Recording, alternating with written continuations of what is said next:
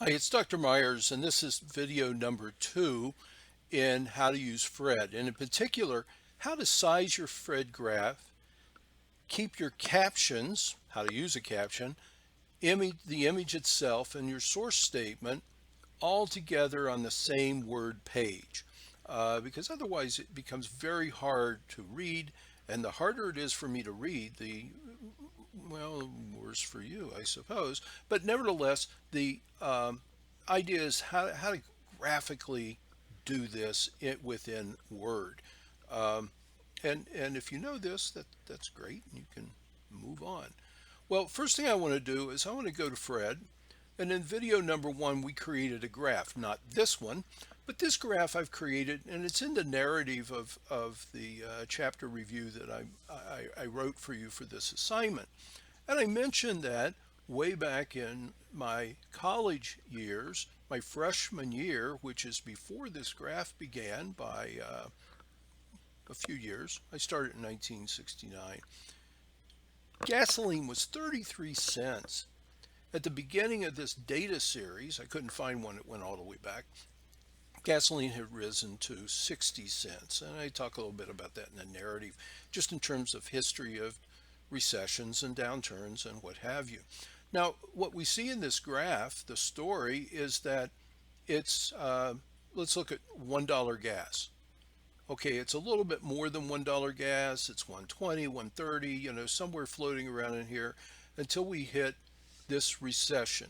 Now, I'm not saying the recession is the cause of the increase in gas, but it's certainly a correlation at this point worthy of at least a little speculation and maybe some further reading and investigation. Can't really say it's causal, but once we hit the 2001 recession, look what happened to gas prices. It just skyrocketed, and it didn't come down from the $4 gallon of gas until the Great Recession, where it fell to $1.69, $1.70. This is a citywide average. Fred allows you to see gas in a whole lot of different ways. You just have to go search.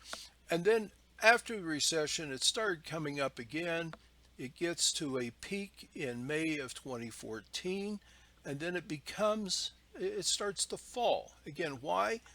That's outside reading. That data cannot tell you why. Data cannot tell you the story. Only the theory, only the story of what's going on in the economy can help you understand what the data is. But data is interesting in that why did it come back down? And then it sort of stayed uh, low. And then we got into the, you know, April 2019, and for a good year, we kept seeing it coming down and down. And this shows on average 246. Well, and I remember a lot lower even before COVID, but then COVID hit. People stopped driving. Demand went down. That's probably a pretty good guess of why that fell. And we're down below $2 of gas. But now we're back up to 270. Anyway, this is my picture. I want to put this picture in my paper, and I want to do it in a way that meets all the requirements of the assignment, and and I'll talk about that. So the first thing I want to do is I want to go to Account, Tools, and Save the Graph. Already done. Not going to do that, and I talked about that in video 1. And then the second thing I want to do is I want to go shared links, and of those shared links, I want the page source URL. Once again, if you do an image source, all that goes into your graph in your Word document is the picture. If you put the page source URL, then the reader or you or me can go at that link and back to the actual graph that you're working on. Now, there's no privacy issue here. If I look at your graph, I can't change it and save it in your account. But because you gave me the page source URL, I can go work with the exact graph that you pictured, and I can save it or modify it or what have you. All right. So let's click on the page source URL. Up comes that dialog box I showed you in the last video. We're going to copy it, and I'm going to say done. Now, I'm going to go to my Word document here, and I'm actually doing this a little backwards from the way I normally do it. I don't usually do the source statement first, but in this assignment, you're required to put a source statement below your graph, which says Fred, and then gives the page source URL. All right, that's all you need to do. And I might put a period there, whatever. Anyway, back to my graph. This is typically what I do. First is I want to take the picture.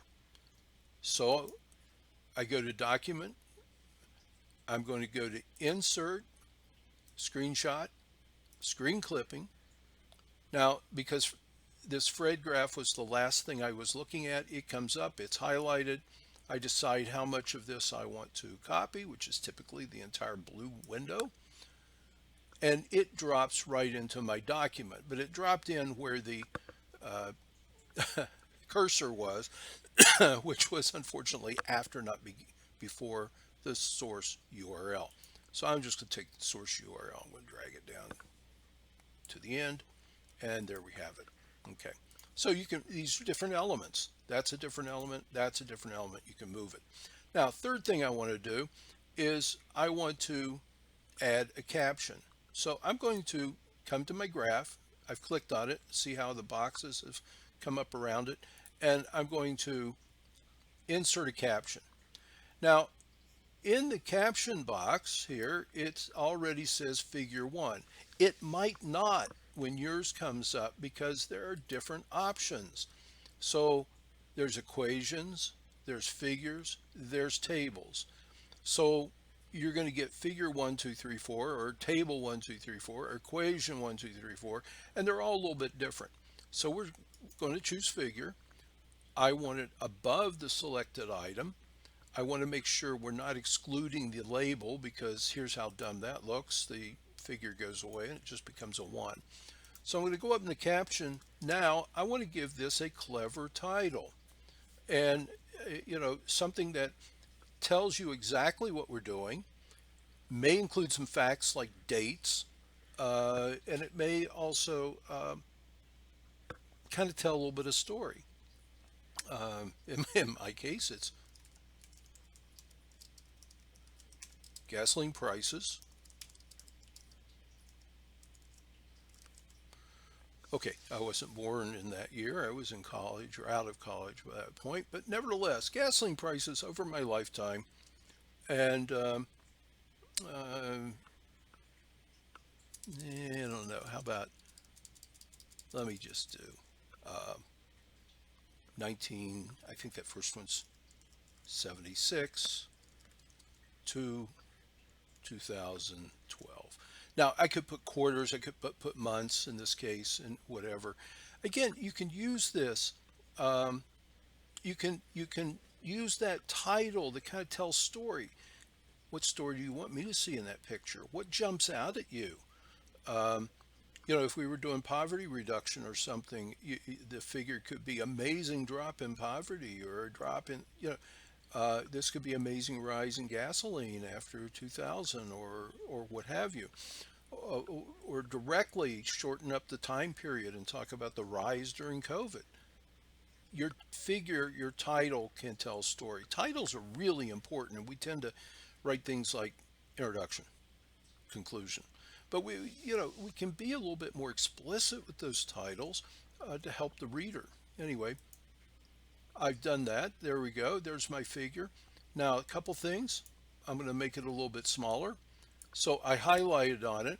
And why do I make it smaller? Because if you include a lot of graphs, you're going to end up with a lot of pages, and graphs fill up your whole screen. And do I need this graph full screen or full width in order to read it? No, I think the message is good if I make it small.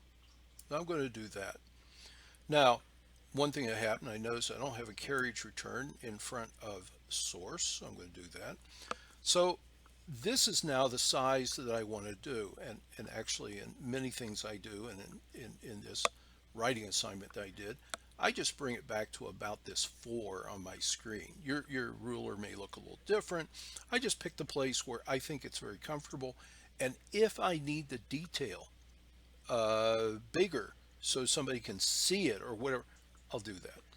Now, you can, if you want, let's say you wanted to put some words on here and you wanted to put some words and draw an arrow to that peak or whatever, just some highlight stuff. You have to do that in a graphic editor.